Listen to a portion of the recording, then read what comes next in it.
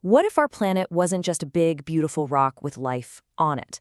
What if the planet itself, the whole thing, was a single, giant, living organism? It's a pretty mind-bending question, and today we're going to dive deep into the science behind it. So let's kick things off with an idea you might recognize from science fiction. In The Matrix, the AI Agent Smith gives this absolutely chilling diagnosis of humanity. He compares us to a virus, an organism that just consumes and consumes without ever finding balance with its host. It's a really powerful metaphor, isn't it? And it leads to a fascinating and kind of creepy question. If we're the virus, then what exactly is the host? To even start to answer a question that big, let's pull way back. Let's zoom out from our day-to-day lives and look at our entire planet from a distance and ask a simple question. Does it act like it's alive? Now, that might sound like poetry, but the scientific data actually backs it up. When you look at satellite maps of CO2 in the atmosphere, you can see this clear seasonal pulse. It's like a giant lung. As the massive forests in the northern hemisphere wake up in the spring and summer, they inhale huge amounts of carbon dioxide. And then, in the fall and winter, they exhale it. It really truly looks like our planet is breathing.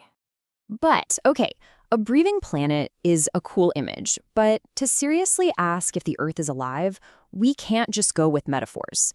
We need a solid scientific definition of what life even is. And generally, science boils it down to two key things. First, you need a distinct body, some kind of organized system that's separate from everything around it. And second, you need a metabolism. Basically, an internal engine that's constantly working, using energy to maintain that body and fight against decay. So, here's the million-dollar question. Does our planet, as this one giant unified system of rock, water, air, and all the biology within it, does it actually fit this two-part definition?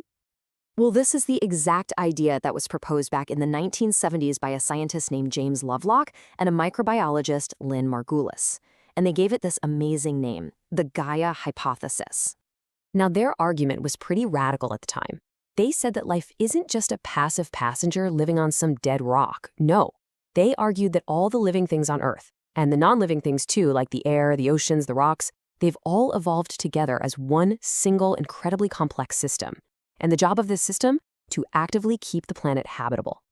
Think about how your own body works. It doesn't matter if it's freezing cold or boiling hot outside, your internal temperature stays right around 37 degrees Celsius, right? That's called homeostasis. The Gaia hypothesis suggests the Earth does basically the same thing, just on a planetary scale. This number you see here, 12 to 13 degrees Celsius, might not seem like a big deal, but that's the ridiculously narrow temperature range our planet has stayed within for hundreds of millions of years. And that's wild, because during that time, the sun's energy output has changed a lot.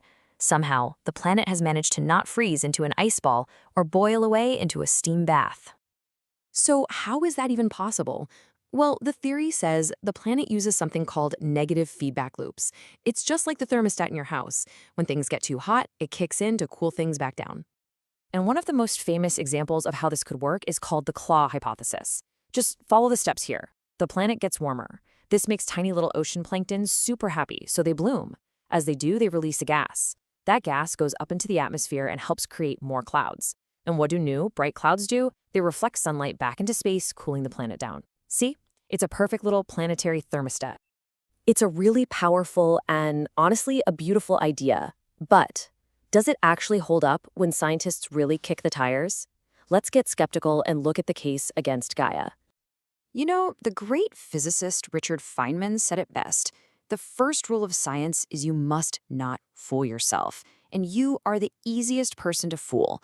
We have to be really careful not to fall in love with an idea just because it feels profound or has this kind of mystical vibe. And the scientific criticisms against Gaia are pretty significant. The biggest problem by far is evolution.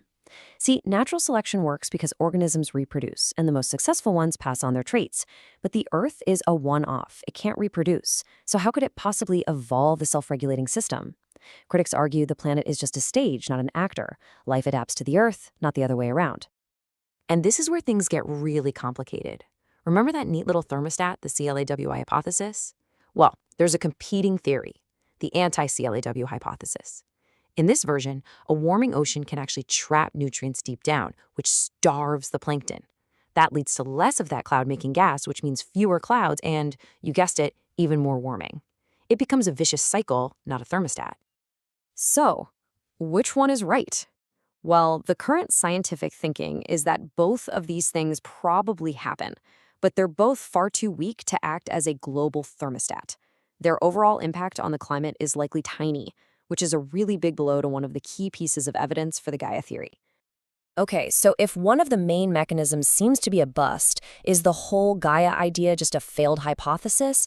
Well, not necessarily. Maybe we're just asking the wrong questions about what it means for a planet to be alive.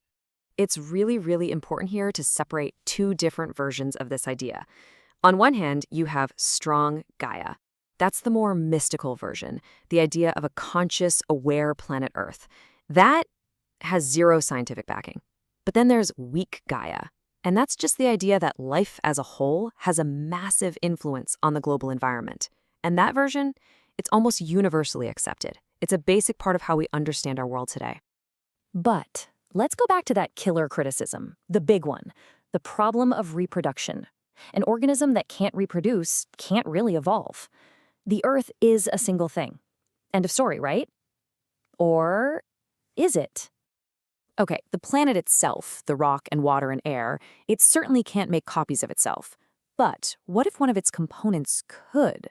What if humanity, a species that grew out of this planetary system, is actually its way of reproducing? Just think about it for a second. If humanity ever develops the technology to go to Mars and terraform it, to turn those red deserts into a green and blue world just like ours, we wouldn't just be colonists. In a way, we would be acting as the reproductive system for our home planet, spreading its biosphere out among the stars. And that final thought just completely flips the whole script. It reframes the question. It suggests that maybe humanity isn't a virus after all. Maybe we're the unlikely mechanism through which a living planet might, one day, reproduce. And if a planet can become a living, reproducing entity, well, what does that imply about the universe that created it? Could it be alive too?